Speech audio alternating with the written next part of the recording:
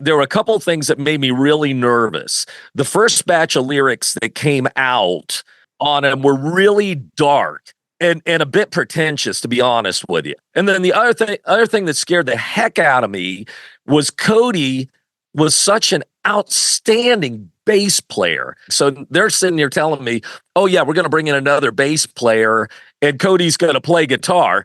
And to be honest with you, I was freaking out a little bit because I'm going, oh man, I'm losing my bass player, you know?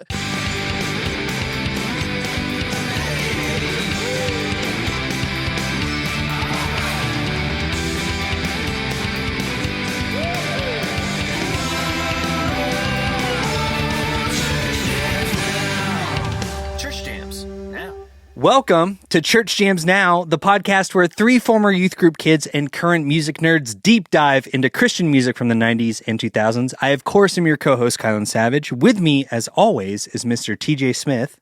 Here comes the wedding again. There it is. I was waiting for it. And we have beautiful producer Josh.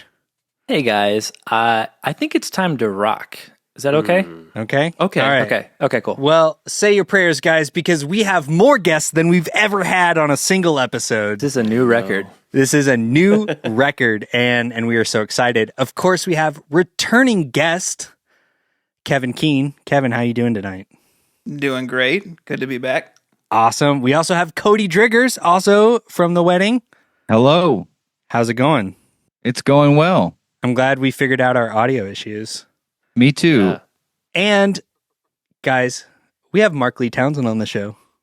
I'm going to add sound effects of people cheering in the background. It's going to have, we'll fix it in post. It'll be like an angelic, ah, and then people cheering. Mark, how are you this evening? I'm great. Thanks for having me. I appreciate it. Awesome. Absolutely. So we are all here, this quorum. Is that the right word? I hope so. I think so. Yeah. To talk I think about it's correct. the wedding's 2007 album, Polarity. I don't know if anyone is as excited as me. I hope everyone. Me. Yeah. All of us, hopefully. I will mention this was a TJ wish list record. It's true. This is something that you've been wanting to talk about for a while. Yeah. So usually what we like to do when we have guests on the show is talk about origin stories. For those of you that have not listened, we've actually had Kevin on the show before, volume 44, and we talked at length about your origin story. So Kevin, if you could just kindly stop talking. I will shut up. Stop. Thank you. Thank you. Do it now. So I want to go to Cody and Mark. Let's start with Cody. So with origin stories, our whole show is about Christian music from the 90s and 2000s. The three of us kind of grew up in the church, only able to listen to Christian or Christian marketed to Christian markets music. And I want to know what you grew up listening to. How did you get involved in that kind of specific scene? Yeah, grew up in a musical household for sure. Dad played guitar, mom played piano. They were always playing at church and weddings and funerals and anywhere that music can be played, they were being asked to perform, or as we said in the South, bring a special. Yes. They were always being asked to bring a special. So, grew up in a musical household. It was not something I discovered. It was just a part of our house. So I played, dabbled on a guitar and things like that. And then I discovered the drums and got super into drums and listened to a lot of Christian music growing up. One day my dad came home and he had a CD in his hand that he gave me. And I had bought myself a CD whenever I was young. The first CD I ever bought was Billy Ray Cyrus, Some Gave All. Nice. Yeah. But as far as like choosing my own music or having even my own collection, Dad came home one day and he handed me a DC Talk Free at Last. Yes. That's so good. Yes. And he, the next week he came back and he had the Newsboys Going Public album. Nice. Awesome. So that kind of started, like current music for me. Right. And that kind of opened the book on, me choosing what I wanted to listen to. And it started there. So That's when awesome. when Jesus Freak came out, man, Oh, that was a big deal. It was a big deal. I was all up on I've that. heard that record. Uh-huh.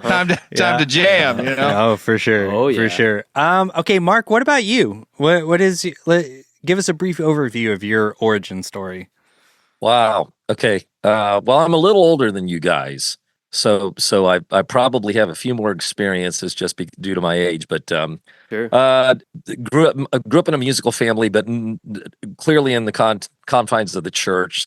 My parents and both my sisters were really good singers, but they would never do anything outside the context of like singing in a church choir or anything. And it was kind of like, don't bring attention to yourself, you know. Right. I was a rebel. I picked up a guitar that a beater guitar that my dad had at 6 years old. My brother-in-law played guitar, and I just watched him. And by the time I was 8, I was better than he was. I just had an aptitude for it. It just came to me. Right. And played guitar for a bunch of years. When I got into high school, I got bored with guitar, so I started learning other instruments like drums, bass, keyboards, all that stuff. Got into recording on a 4-track reel-to-reel, and just making my own little demo things and just doing that whole thing. And when I got out of high school, I didn't go to college because at the time I knew what I wanted to do. I knew I wanted to be in production. And back then, I'm really dating myself, but schools just didn't exist with music production programs when I graduated back then. The only way you could get into studio work was to actually be a grunt in a studio somewhere and work your way up. And I did a lot of session work from the time I was in high school. Played on a lot of custom records. I grew up in Columbus, Ohio, with the home of the Ohio State Buckeyes. And basically, through that, this band, long story short, a band out of Philadelphia had heard a custom album that I'd worked on. They were looking for a guitar player. So they basically invited me in a spot in a band. And 5 months later, we had a record deal on Murr Records. Amy Grant was the top of the heap. We were the bottom of the heap. A band called Bashing the Code, which, by the way, the 2 albums that we did on Murr Records literally just now are on Spotify and Apple Music. Oh, wow. Just now.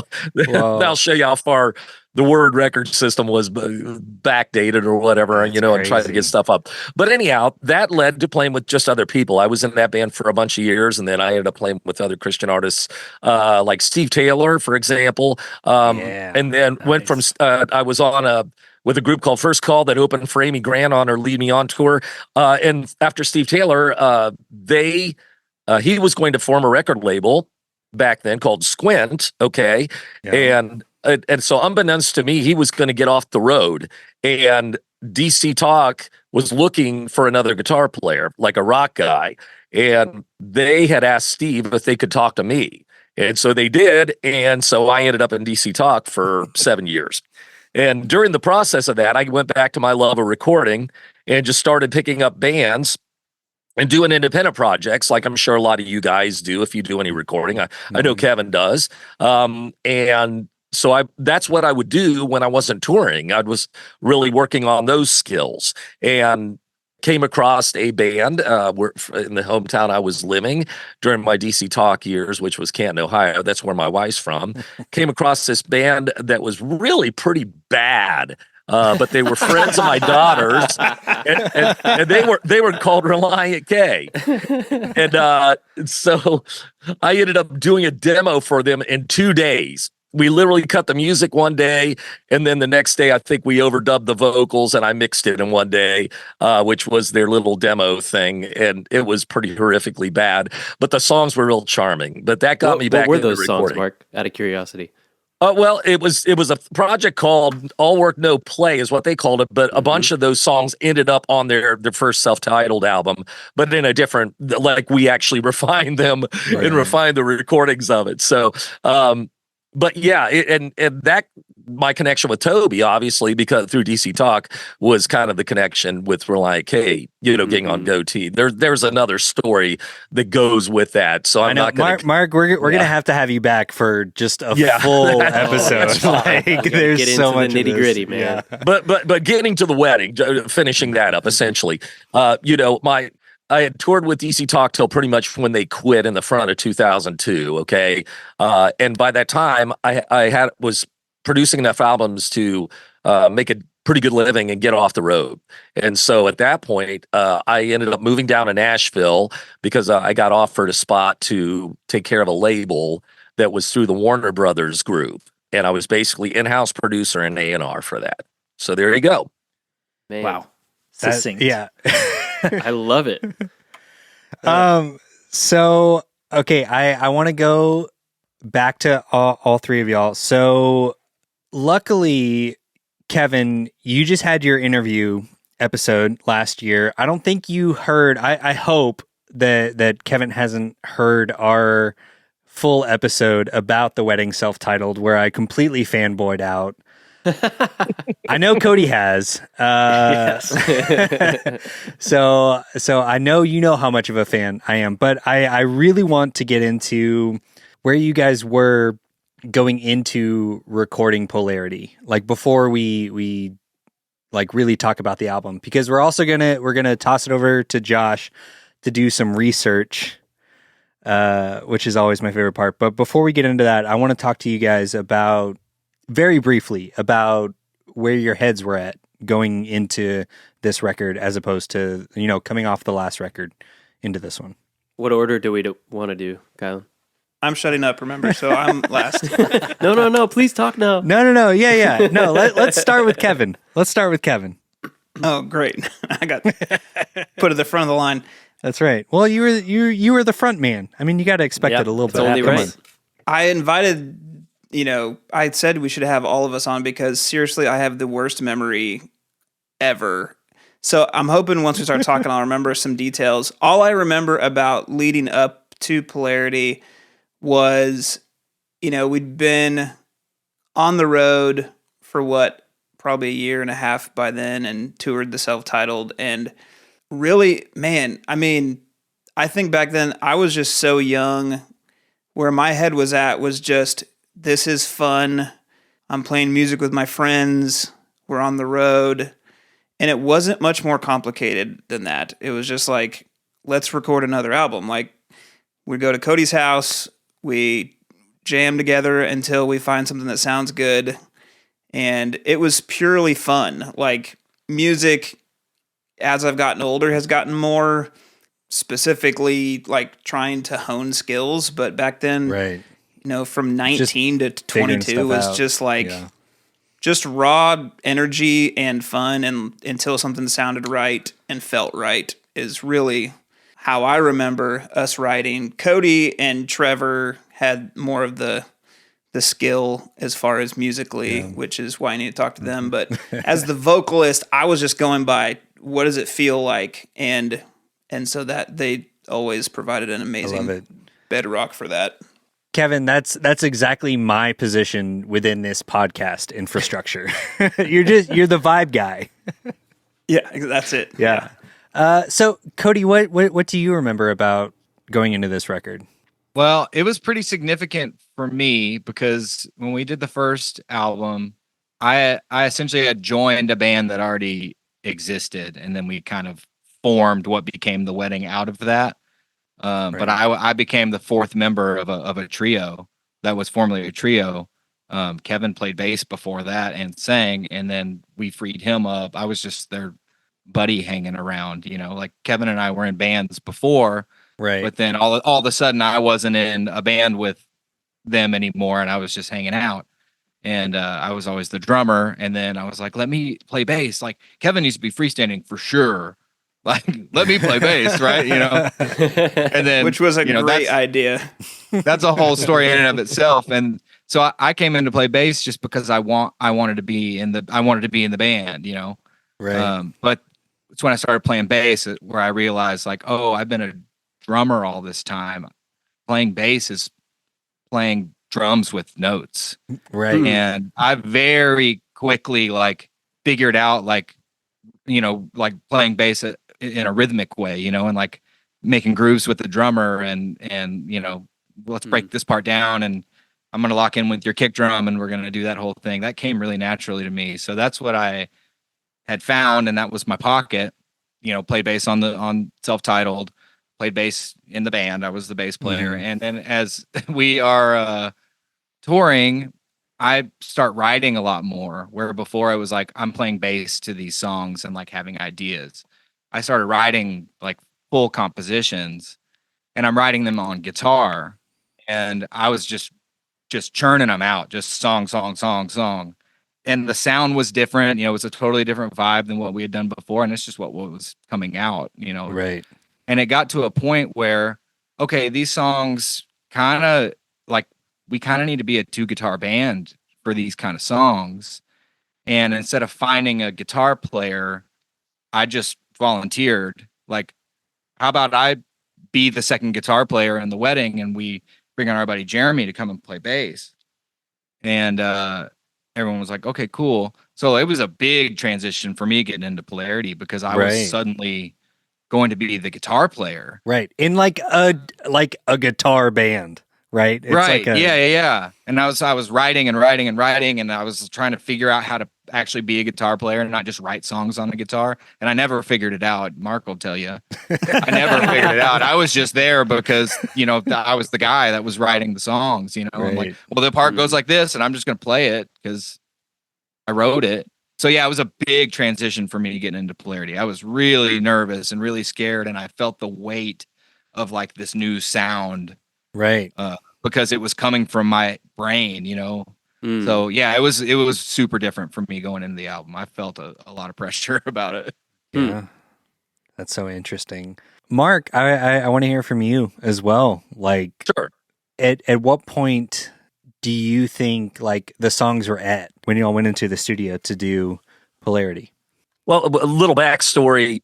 I was the label guy too. They were assigned to our label, and so I'm not only getting it from a production standpoint, but I'm also the guy that had is hearing the bean counters at the label talk about things, and and the first album, the self-titled, really did everything that we had hoped it would do. It was a good introduction to this band. They did such a great job. I mean, they really did. I mean, Cody, you were like 17 when we did the first one, weren't you? Something like that. I mean, you were really young. Yeah, I was 17 when we tracked the first record. Wow. Yeah, That's wild. and they were all really, really young, and they played and wrote and sang well above their years. I mean, when Matt Thiessen first heard Kevin Kiehn sing, because I think we were working on the self-titled record at the same time. I think I was working on the in-betweens. And Thiessen had heard like a rough mix or something. He goes, dude, I wish I had that guy's voice. I mean, he Wow. said that about Kevin.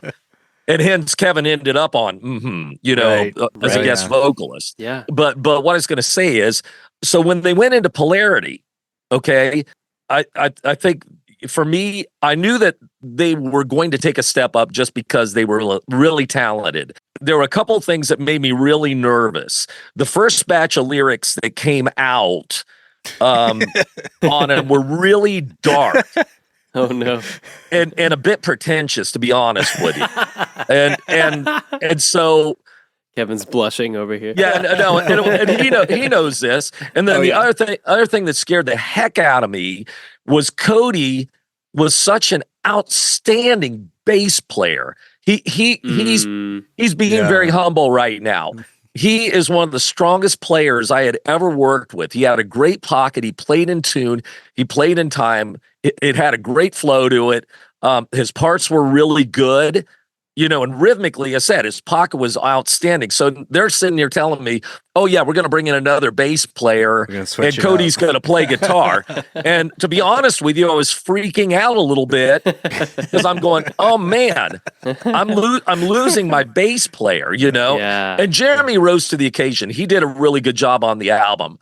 But those were two thoughts going into Polarity, when we were starting. On it. I knew the songs were going to be good. I knew the lyrics needed tweaked. And man, Kevin did a fantastic job of tweaking the lyrics. He did. He did an amazing job with it. I was just so proud of him because I think his first instinct was, Kevin, you can correct me on this if I'm wrong, but it felt like the first set of lyrics you were trying to do something. You were trying to do maybe something that it didn't feel to me like it came so much from the heart. It felt like you were writing what you might have thought other people might have wanted you to write, or what might have been the social boogie of the time. And what you came back with to me was a lot of heart, a lot of introspective, real life experience. Yeah.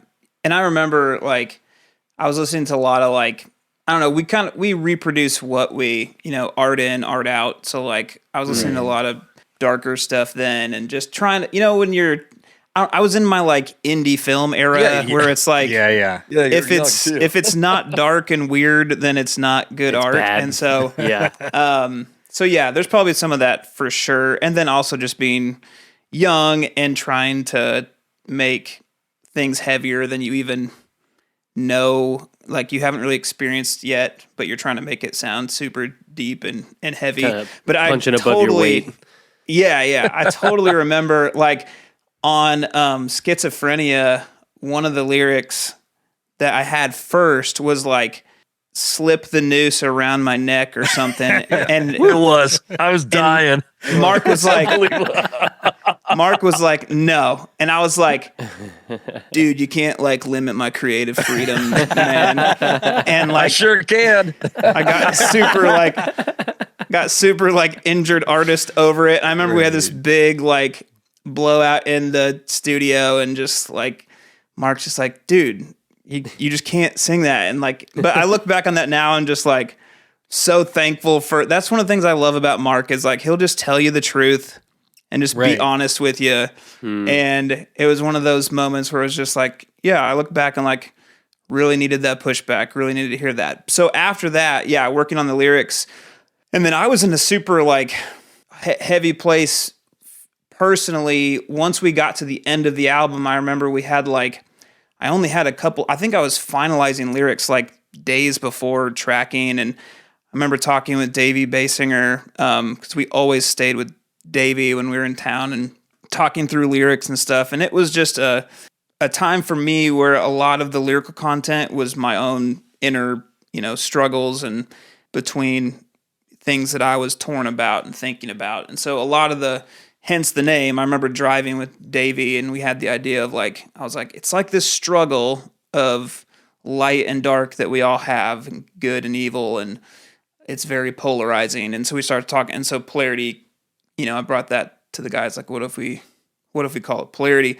And so that really was like that time lyrically going into the album when it was about this time to track vocals was like, internally for me was a lot of the lyrical content, but definitely crafted after I had all the original dumb lyrics that we didn't keep. But honestly, like the last 3 minutes of conversation have felt like a masterclass on why, Mark, you're an insanely good producer. Yeah, like and the challenge. You guys are like that entirely just kind. Because it's a challenge to know how to sort of walk that tightrope, if you will, of like, helping an artist come into their own sense of self and something that feels authentic and correct, while also pushing back when they're meandering a little bit off of that. Yeah. Well, and it's a credit. I want to say it's a credit to from day one, I really felt the character of the guys in the wedding was outstanding. I could just tell they were really decent people. They had a heart for God. I mean, they just did. I understand what Kevin was talking about because, you go through struggles, especially when you're young and, kind of trying to find your way. And I mean, gosh, it's biblical, I mean, the things you do, you do the things you don't want to do and, the things you should do, you don't, I mean, but their character was so outstanding that I felt like it was great that they were able to receive not even correction, but just guidance in that sense. Because I've worked in some situations, even with a general market band that I will leave unnamed, that were as blockheaded as you could possibly get. And I just sit there and I go, they know it all. They've got it all figured out. And at that point, it was just like, okay, you guys do you, man. I'll help you where I can. But it's like, I'm not going to beat my head against, I'm not going to, beat my head against the wall, And it's probably a bummer when you have to go hands off in that moment and like you can kind of see the trajectory based on this current decision to kind of stay blockheaded and stubborn. Yeah, I mean, but it's just part of being a producer, Sure. Yeah, picking your battles, right? Goes with the territory. Part psychologist too, Right. Oh yeah, for sure. Right. All right, guys. So we're going to transition into my favorite part of the show. I often bring up. So Josh is our resident research guy. He is he knows all the facts. TJ and I know nothing. And he always comes in with all the information. So what we're going to do right now is Josh is going to give us a little bit of context about the record, who is on it, some streaming numbers, things like that. But it's my favorite part because when we have people that actually made the record on the show, I know it makes him sweat a little bit. He always plays it off. He's so cool. But if he gets anything wrong, please feel free to jump on him and tell him that he's wrong. Hit the buzzer. It has yet to happen. It has yet to happen. Yep. Because he's that good. I mean, But it's this hard could be to the do first. it. I'm reading straight out of the booklet I got the CD and the vinyl here. So Hey, I me mean, too. I don't Did know. you check the Yeah. Google too? But I only have it because Josh sent it to me. Because Kevin, I actually need you to sign this copy Perfect. for something later. So, but I have it too. Oh, Yeah, look, you can. I know you can read it. yeah. I'll be pretty brief here, but I do want to mention, I normally go through the members. Obviously, we have Kevin here, and we talked about Trevor and Cody on guitar, and I'm glad we talked about Cody, you moving from bass to guitar, because that's very interesting. And then we got Jeremy Irvin on bass and Joe Rickard on drums. We're talking about Polarity, and this episode should be airing on April 17th, which will be the same day as the 17th anniversary of this record, because it came out April 17th of 2007, so that's really fun. And it was fun. We did our wedding episode for the first record last year in April, so April's kind of like a wedding season for us, which is fun. This is y'all's second LP, also released on Brave New World. Producer, of course, was Mark Lee Townsend, who we're so stoked to have with us. It was mixed by Jared McNeely, who we're very big fans of on the show, who always does great work.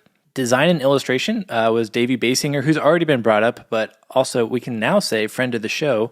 He came on earlier this year, and we covered one of his records, and talking with Davey was just a wonderful experience, of course, because that dude he's awesome. So good. is the best. He's so rad. Yeah, for sure. I think I texted him after that and I was like, I just want to be your best friend. He's got that coolest vibe. He's the Has best. that dude. effect. And it was the best. Once we had this is an aside, but about that, when we had that episode release, like all the comments on social media was just like, Davey is the best. Like everyone's just like came out of the woodwork just to talk about how great Davey is. I'm like, yeah, he really is. It's absolutely true. I met Davey 20 years ago this year. And I just 10 minutes before this podcast repeated. He would always tell us when we left the house, he'd be like, now if you get tired, pull over. And it's just something he'd always say. He'd always say, get in the bed. And I literally just dropped my daughter's friends off at her house. And I was like, hey, when you get tired, get in the bed. Like I just 20 years later, like I still, he has that So effect. good. Best. He does. That's great. Man. So big shout out to him, of course. Charts and performance, I found that this record debuted at number 41 on Billboard Christian, which is pretty cool. Nice. And 41, that really, let's go. yeah, 41. I know, pretty impressive. And that wraps up my research. If anyone has any thing they would like to contest. I don't think there's anything there to contest. All right. I mean, I think you're pretty spot on that.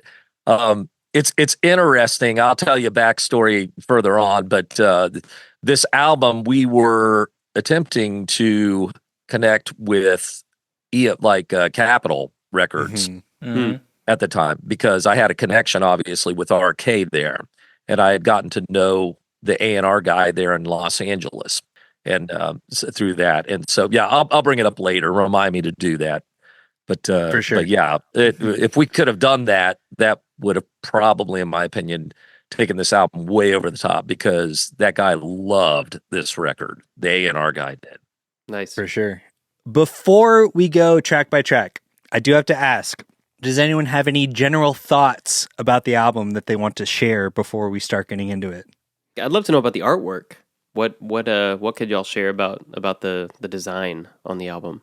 That was all Davey, wasn't it? Yeah, that was totally Davey. Davey at the time was working as in-house art director for our label that we had. See, this label that we had, Brave New World, it was owned by several wealthy people in the business, and it was distributed through the Warner system. And the original intention was for it to be kind of like Tooth and Nail when Tooth and Nail was at its heyday, where like everything was in Best Buy, everything was in general market stores. And it didn't quite end up working out that way, no fault of our own. So in that sense. But yeah, Davey was the in-house art director, and he came up with that. Very cool. So good. Do we know why all the different words in the head were chosen? Like, did y'all throw a bunch of like lyric concepts out there, or was that Davey as well? Like, were there conversations happening? I think the conversations weren't specifically about that. You know, like Kevin said earlier, like we like lived at Davey's house when we tracked this album, and Davey he will hang. He just wants to hang, and he will stay up till 4 a.m. Dude, I know. He did our podcast for like 4 hours. Yeah, he just wants to hang. He's a bro. He wants to hang out and do crazy things and tell crazy stories. And so I think a lot of that conceptually came from him just knowing every detail of like where we were at in real time. Yeah, along the way, just so conversations we were having, and I think he just knew what to do with it from that point. You know, I remember artistically, he was really into the idea of taking like old, like early 1900s, like anatomy, charts and stuff, and kind of using that as inspo. Yeah. And then I think a lot of those words came from just like context from us being around it during the process. What a great art director. That's incredible. Oh yeah. Davey does great stuff. I mean, on every level. And full disclosure, Davey had nothing to do with the first album, the self-titled. That was basically a different art director, and the ideas that the ideas that person had come up with, none of them ended up getting used. So at the last minute, I think Kevin, you guys shot some photos, and one of your buddies or something did the first album, didn't they? Daniel Hawkins, our buddy Daniel Hawkins just kind of threw that together for us. He was like in the hardcore scene, so it's very like early 2000s. It's kind of that style. Yeah. But it did have your picture on it, and as far as a label guy goes, okay, we're at least introducing people to who you are. Right. You know what I mean? And that was kind of the first album in some ways was a business card in some ways. Although it had several songs that connected real well with Christian radio and did I think, what was it? The first single was Move the City. Move the City, and it was a number one rock song. Yeah. Ton of weeks. Like it was a record at the time. Yeah. You guys, I mean, and that was one of the last songs you guys brought in on those sessions, and it was just that kind of told me where Polarity was going to go to. Mm-hmm. I knew that their writing was already expanding. And a real quick aside, as we go into playing through these songs from the recording process, we worked at a studio called Dark Horse for part of it, which I'd done a bunch of records there. We did. They had two different studios. They had a smaller one called The Cabin, okay, and then they had the big one where, I mean, gosh, Taylor Swift did early stuff there. I mean, wow. And a lot of people have. It's a really amazing studio in Leapers Fork area here in Middle Tennessee, and the lodge is like the big room, like that. It's just tons of gear, and the vibe is amazing. The drum room's big, that whole sort of thing. So we had done the first one in The Cabin, and we had gotten enough budget because the first album had done well enough that I was able to go to the bean counters at the label and say, hey, we need to step up our game. Plus, I think it was already in the deal. Obviously, when you sign a deal with somebody, you expect the budgets to go up per album. And so we actually went to the lodge at Dark Horse to record. It was like we had a rack sidecar full of Neve stuff, but we also, as far as preamps to record with, but the console in there was like an old Trident 80B, which is really clean and it's cool. So we had plenty of stuff, good signal path and everything, record to Pro Tools. We tried to cut this album initially on analog tape. Yes. On 2-inch tape. I couldn't wait for this to come up. Yes, That's awesome. we initially tried it, and this was the amazing thing because my thought. I mean, we weren't going to do the whole thing on tape. We were essentially going to cut basic tracks on tape and then drop it into Pro Tools because you don't want to roll tape back and forth a million times and punch on it. I mean, it just degrades. So, but we tried that, and I think we tried the second cut, Kevin, the one that's really kicking, and we noticed then, and I noticed that the attack of the drums wasn't right. And there's probably a reason that punk records of that era weren't really cut on analog tape because the attack is different on tape than it is on digital. And it just felt. Remember, guys, it felt too pillowy. It didn't have. Yeah, it didn't have enough attack to it. Yeah, right. Interesting. And So- it was so fat. you'll It was cut big sounding. Say your prayers or I'll sleep when I'm dead or something like that. I think it was I'll sleep when I'm dead. And then I you were think like, no, this isn't working. Yeah, we played it back, and I was kind of like, man, the drums just, as I said, it with the speed and everything, it just felt pillowy. It didn't have the attack. Yeah, great that for we a were looking folk for. record, right? But not so much for what the wedding was doing at this time. Yeah, I mean, if you want to sound like Casey Musgraves, that's that's what you do. But in our and I love analog stuff, but I don't do it anymore. I mean, but yeah, we tried that. I thought I'd throw that as a side. But yeah, we went to the lodge at Dark Horse and started all the tracks there. And I think we did overdub vocals and things at my place because I had just gotten a studio built at that point in time at my place. So we did that along with a bunch of the overdubs for so from that time period. So there you go. That's Mark, so these rad. are the nuggets we are here for. This is incredible. Well, that's I what don't I'm have here any for. general thoughts about the Yeah. record. I just want to say I'm thoroughly enjoying myself with this conversation. No, I just keep looking at Josh and TJ, and this is basically like Church Jams Now Christmas. Like, this is exactly the kind of stuff that we want from guests that we don't always get. man. I love This it. is certainly what I would be looking for Yes. in listening to a podcast. Yeah. All those little nuggets Absolutely. about it. Exactly. Well, we'll do our best. We're going to take a little break, and when we come back, we're going to go track by track into 2007's Polarity by The Wedding. Church Jams now. Kiss Me? What? Kiss me. Kiss me? No, that's in Kinsbrew.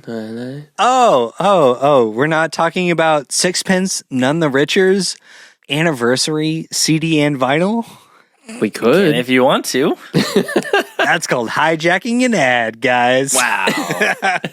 2 ads for the price of 1. No, I want to talk to you guys about one of my favorite artists and a release that Kyle and I have been chatting about this past weekend. But Dustin Kensrue's Desert Dreaming is foray into country music, if you will. Well, Kyle maybe won't for other reasons that we've discussed, not at length, but we need to discuss soon on this show. yeah. We'll talk about it. But Dustin Kensrue's new album, Desert Dreaming, which I am thoroughly enjoying. And can I just say, as someone who has the vinyl, it is a beautiful vinyl record. The artwork on it is great.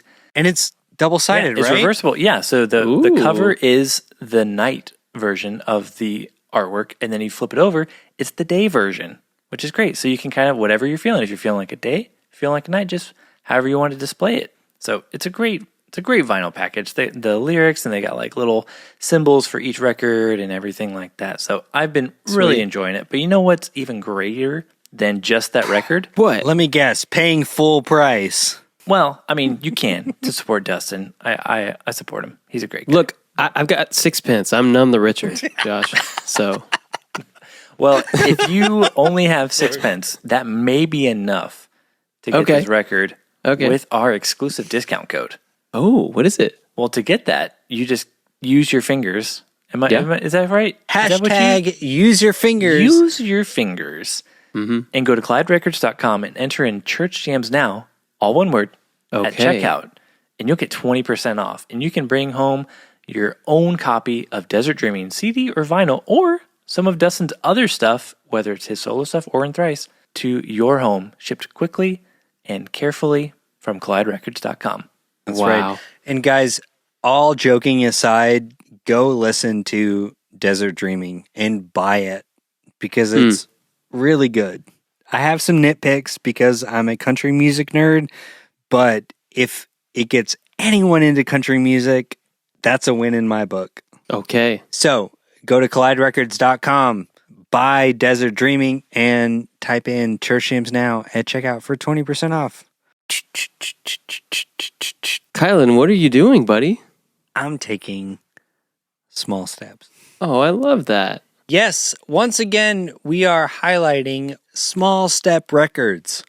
Small step. I've been so stoked since they've decided to partner with us. It's a high honor. And I'll say I've learned a lot from our last ad. You know, I was really against independent record labels. Wait, Josh, what did you learn? Hold on. I unhooked my headphones with that slap. Should we take a couple small steps backward? Yeah, let's take a couple small steps back. Maybe. Yeah. Small I think steps Kylan, backward. I've learned a lesson. Kylan's learned a lesson not to slap people. That's true. Yeah. But, you know, I've learned that, you know, independent small record labels are pretty awesome. Pretty cool thing. I think we should all be supporting them, you know? Yeah. And Small Step is a especially great opportunity to do that such thing. Yeah, man. Okay. They are an actual 501c3 nonprofit. Pretty cool. How many record labels do you know that are actual nonprofits? Let alone one that represents 9 artists across 3 countries. Yeah. What do they like to like pay their artists or something like that instead of make money? Like, that's Crazy. weird. It's crazy. Well, I'm going to get, if they're a 501c3, they probably like are into like some pretty chill, like kind of boring music, Yes, right? Like very 'cause they got all, government like, music. Yeah, exactly. They got all their ducks in a row, like Definitely not. tax Wrong, Josh. Oh, no, I'm getting slapped all over again. All over again. No. Okay. If you're a fan of Five Iron Frenzy, Reliant K, MXPX, do you like pop punk? Josh, don't Yes. answer that. Then Small Step Records is the record label for you. They have a couple of releases that are out right now that we really love. Names Without Numbers and Chives McAllister, which we've highlighted in previous ads. But right now, we want to talk about Sam's the Hero. Chase the Daylight is rad as heck. And it's out now. It is out Get now. It's not just like behind the paywall for us, you know? Well, if Like, I wanted to get it, TJ, how is there a good way to do that, you know? well, I think you're going to go to smallsteprecords.com/artists and find them there. But that's not all. There is a discount code. There's more? Yeah. There's a nifty discount code for listeners. What 20%. is it? I It's wonder what 20%. it could be. It's 20% off everything in the web store. Get this, For now. forever. No, not just for now, Kylan. Forever. Forever. Forever. And what is that discount code? It's got to be what? It's Church Jams Now, baby. Church Use your Jams fingers. Now. Use them your fingers. Type in Church Jams Now for 20% off everything forever, you guys. Whoa. It's that easy. And all profits go towards supporting the artist roster. What's not to So- love about that? Come on. Just do it. Ouch. Oh, God. I'm on board this time. I know. Old habits die hard. Anyway, check out Small Step Records, guys. Let's get back to the show. Let's do it. Jammers out there, if you're listening to this show and you want to support Church Jams Now, a great way to do that is to just get on your podcast listening app of choice and rate and review us. And you know what? We've had a couple new reviews lately. 5 stars, I might add. If that's not, is that a brag? Is that a brag? It is. It is. Okay. It's a humble brag. Okay. But it's it is. okay. I mean, but it's also true. Right. We got an awesome review from Jay Fountai. It's JFOUNTAI. It's very fancy. It's very French. And it says, great show. 5 stars. I always look forward to seeing what band or album will be featured on this week's show. Gives me something great to listen to as I travel. And the nostalgia is amazing. Growing up as a tooth and nail kid in the 90s and early 2000s, it doesn't get much better than this. I like that they have fun with the show, and they're not cynical and bitter, like another show I won't mention. Ooh, what show is that? We don't know. Serial? We don't, yep, that's probably it. Something NPR did, probably. Thanks, Jim. I mean, Thanks. I don't want to reveal your identity. Jay Fonte, but yeah. Jay Fountai. You may or may not be Jim out there, but thank you for that wonderful 5-star review. Appreciate you. Yeah, thank you. So if you like that review, you can leave one of your own, and then we can read it.